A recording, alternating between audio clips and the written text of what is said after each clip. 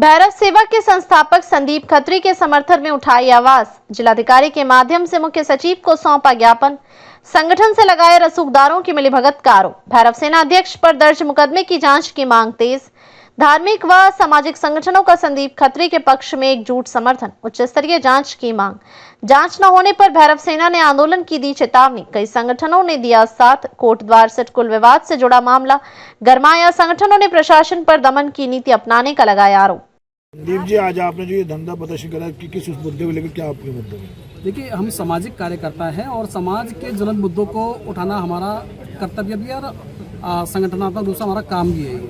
तो ऐसे ही एक कार्यक्रम के अंतर्गत 14 अगस्त को पुलिस द्वारा मुझे झूठे मुकदमों में जो है उठाया गया और प्रकरण ऐसा था कि सिडकुल कोटद्वार में कुछ श्रमिकों का लगातार शोषण हो रहा था विगत कई वर्षों से, जिसको लेकर वो लोग लगातार आंदोलनरत थे। और इसी वर्ष 17 जुलाई 2025 को मुझे उन लोगों ने एक पत्रक दिया, उसमें अपनी न्यायोचित मांगों के संदर्भ में बताया। तो वो देखकर प्रतीत हुआ कि वाकई में वो लोग जो है पिछले कई वर्षों से जो है आंदोलनरत है और वाकई में वो लोग न्याय के लिए भागीदार हैं।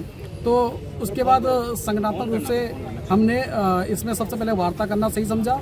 29 जुलाई 2025 को हम वार्ता के लिए 5 सदस्यीय शिष्टमंडल हमारा कोटद्वार गया और वहाँ से वार्ता करके जो वहाँ का उनके प्रतिनिधि था, उन प्रतिनिधि के साथ बात करके समाधान निकालने की बात हुई और आश्वासन लेकर हम लोग वापस आ गए। लेकिन 14 तारीख को कोटद्वार से पुलिस का दल आया और मुझे जो है जबरन उठा के यहाँ से ले गया। तो जब जांच में पता चला कि मुझे कि मुझ पर जो है संगीन धाराओं में मुकदमा दर्ज है, जबकि कार्यक्रम के दौरान पूरी की पूरी पुलिस निगरानी में कार्यक्रम हुआ और वहाँ पर जो है कार्यक्रम के दौरान जो है पूरी की पूरी वीडियो रिकॉर्डिंग हुई है। उसके बावजूद भी जो है जो आरोप प्रत्यारोप लगाए गए हैं वो बिल्कुल निराधार थे और कहीं ना कहीं जो है दमनकारी नीति को दर्शाते हैं। अभी क्या कर रहे हैं इस मामले पे आप? क्या देखिए, सबसे पहले तो आज हम जो है क्योंकि मामला 4-5 विभागों से रिलेटेड है, गृह विभाग से रिलेटेड है, श्रम विभाग से, औद्योगिक विभाग से है और भी कई विभागों से है। तो इसको लेकर हम सबसे पहले आज मुख्य सचिव जी को आज हम ज्ञापन दे रहे हैं और इस ज्ञापन के माध्यम से तकरीबन हम अपने रूप से मौखिक रूप से 1 महीने का समय हम देंगे।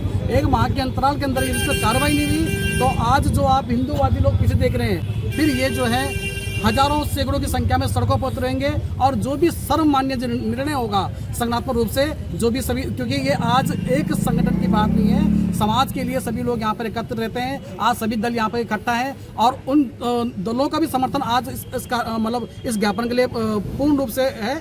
और यदि क्या कहते हैं नहीं होती कार्रवाई तो उसके बाद जो है उग्र आंदोलन की प्रक्रिया को अपनाया जाएगा।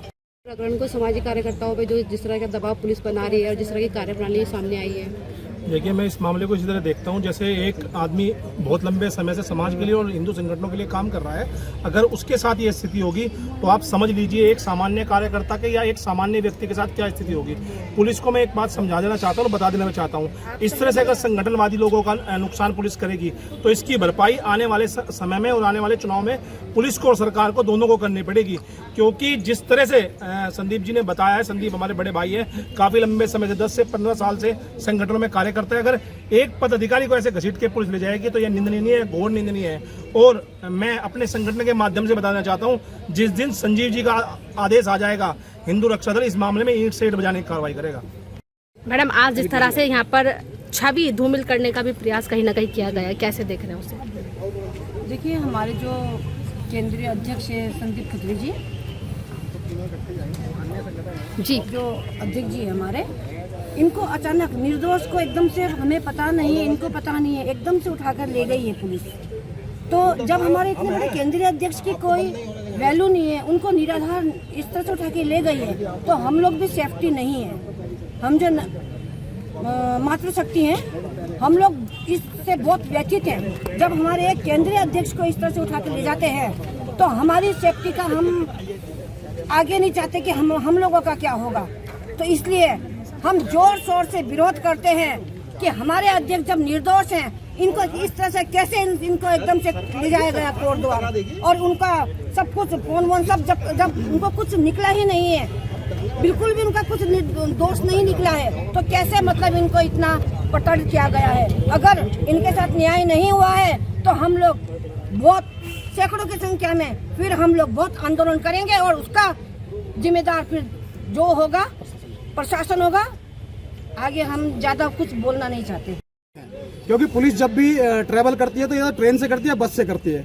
2 वाहन, प्राइवेट वाहन, उनका खर्चा उनके पास कहाँ से आया, ये सब बहुत सारी चीज़ें हैं। इन सब चीज़ों में हम जाना नहीं चाहते हैं। हम सिर्फ ये चाहते हैं कि जो भी पुलिस की कार्यप्रणाली संदेह के घेरे में, उसकी सघन जांच हो, और जो कंपनी है उसकी जो घोर नीतियाँ है उसकी भी सघन जांच हो, और इन सभी को जो उपरोक्त जो भी व्यक्ति हैं, जो भी इस प्रदेश की छवि को धूमिल करने का कार्य कर रहे हैं, जो उत्तराखंड पुलिस की छवि को धूमिल करने का कार्य कर रहे हैं, इन सभी को दंडात्मक कार्रवाई इनके ऊपर की जाए।